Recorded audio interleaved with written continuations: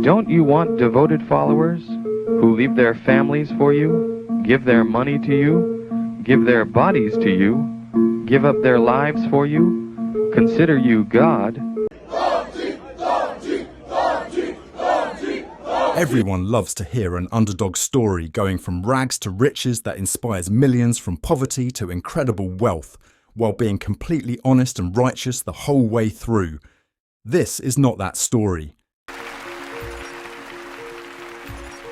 Ladies and gentlemen, graduates of the Matrix University, I stand before you today with immense pride and honor to deliver this commencement speech.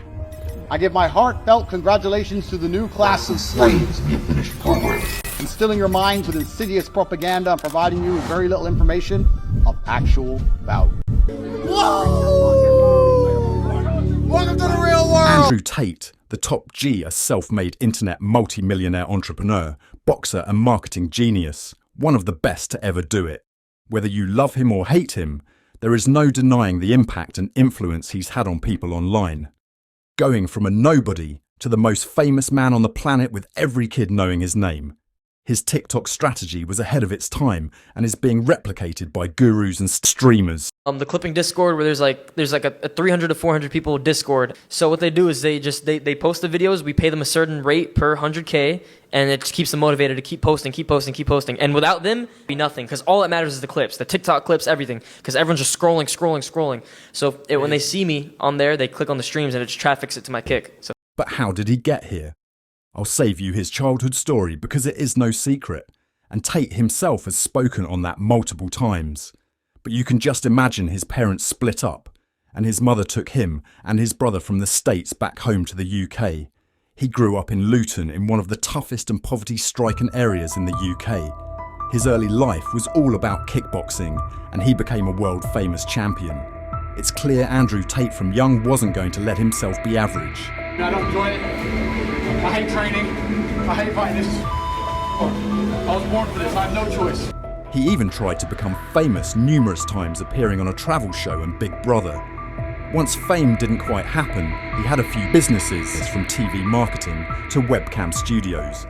It's clear Andrew didn't become a multi-millionaire of these businesses, but it's fair to say he made good money, as can be seen from his early YouTube videos and lifestyle on Romanian TV. This was his escape from the Matrix, the solution to all of his problems, and that it was. However, once you have a taste for success, you want more. For most people, this would be absolute paradise. I mean, the money is constantly flowing in, you have location freedom. What more do you really want? But if you know Top G just a little bit, you already know that this was nowhere near the end goal for him. And coincidentally, this was around that time when financial gurus and courses were going super viral on the internet. And Tate at this point finds himself in a situation to rewrite the script.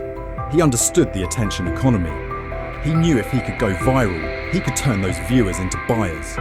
Like most, you've likely encountered him in the last couple of years. That's no coincidence.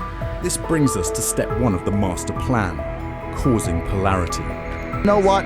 You're so rich, but you're smart, and you're actually very intelligent, and I know you'd get really bored of like a robot. And I'm sitting there thinking, bitch, I wish to God you were a robot. Andrew understood the culture war and rise of feminism was eroding masculinity, causing men to feel silenced and lost. This opened up a massive need for a masculine figure to say common sense statements like, Female self-defense is hiding. Female self-defense is not combat. Nothing you can learn in any class is going to give you a smidgen of a chance against an actual dude who's about violence. If you go to any class and they're convincing you that you're going to learn something that's going to help you, they are wasting your time and money. There is nothing any of you women could learn for the next 10 years that would prevent me or a guy my size doing whatever he wants. By delivering common sense statements in a provocative way. He knew he would cause upset and an emotional debate. However, he already knew he had the upper hand. He knew people, especially women, would react emotionally, try to argue against him, but science and facts are in his favour. It's impossible to dismantle his argument. As he carried out to say more controversial things, his popularity grew. Now it's time for step 2, the pyramid. After breaking the internet with common sense, it was time to make the product. Hustlers University was born. Welcome to the smartest decision you've ever made, Hustlers University. This is the smartest thing you've ever done. If you're sitting there wondering, you should already know, but if you're sitting there wondering, is this going to be worth it or not? This was a basic program teaching e-commerce, crypto, copywriting, and many other skills. He created an economy inside of this course where his fans could make commission upon every single sign-up they get via their link. Good old-fashioned affiliate marketing, right?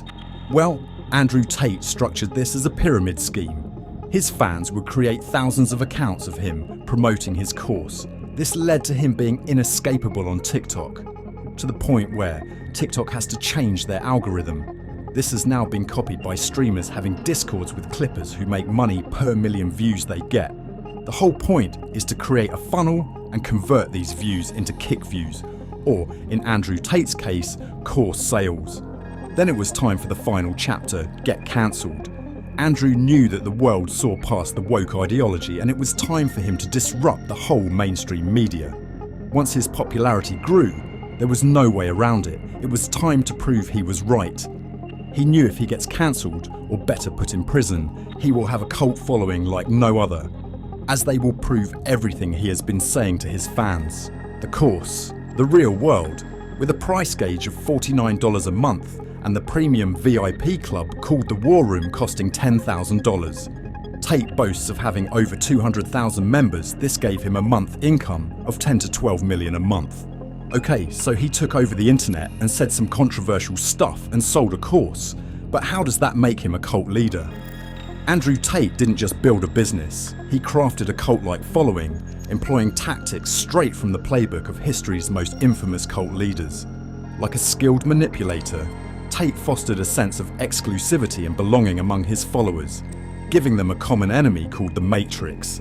Using themes seen in the movie, often comparing himself to Neo, he created an echo chamber where dissent was discouraged and blind allegiance was rewarded. Those who questioned his methods were labelled as outsiders, ostracised from the inner circle. This can be seen from the War Room members, as they are all Tate clones. They all smoke cigars, dress like Tate, act like Tate. Much like a cult leader isolates their followers from outside influences, Tate controlled the narrative, highlighting that the Matrix and anyone speaking against him are the enemy, ensuring his disciples were shielded from dissenting opinions. He cultivated an environment where his words were gospel, and any alternative viewpoint would have you removed from this club.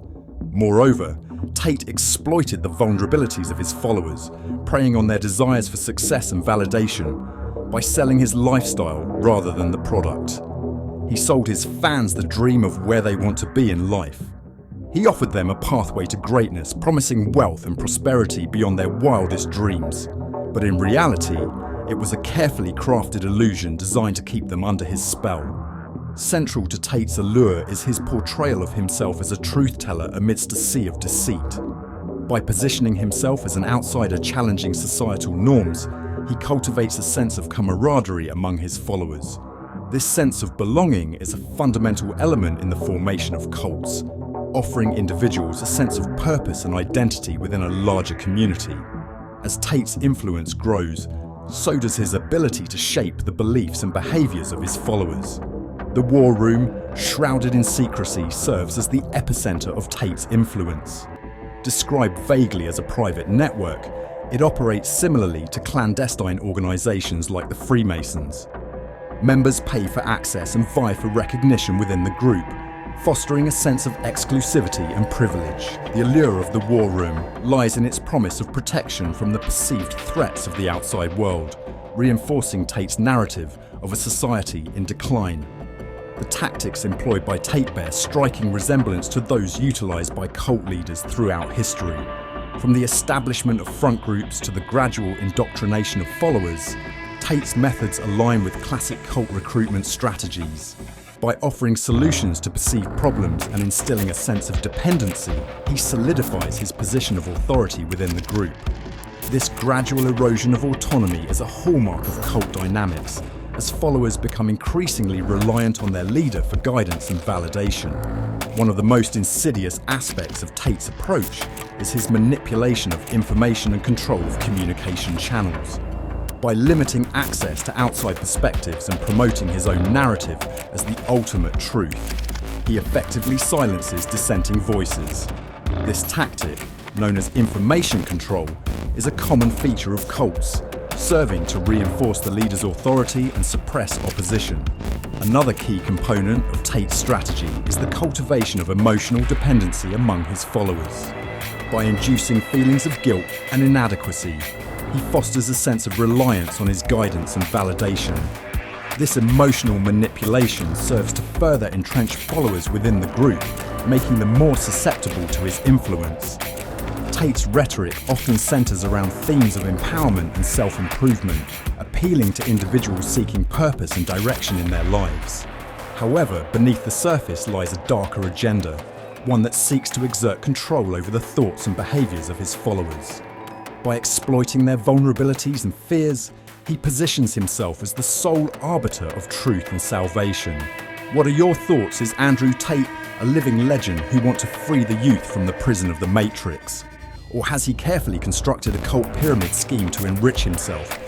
The conclusion is both are true. Please subscribe as we uncover more of the dark truths of online internet gurus.